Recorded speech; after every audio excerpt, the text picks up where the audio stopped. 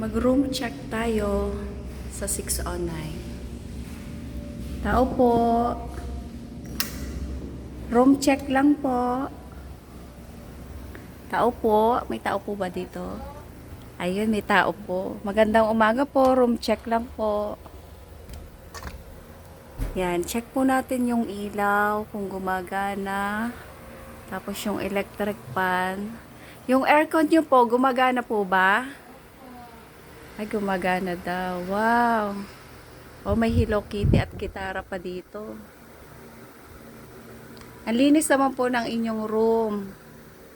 Ilan po kayo dito sa room? Apat po. Ba, ang ganda din ng ng view nyo dito. Ang ganda po ng view nyo dito. Yan. Malinis naman po yung kanilang ceiling. At ang kanilang CR. Ayan po. Ganito po kalawak ang room. Tapos, bali, ilang yan? 4 na double deck. So, kasya po ang 8. Pero, ilan po kayo dito sa room? 4 lang daw po pala. Naku, umulit.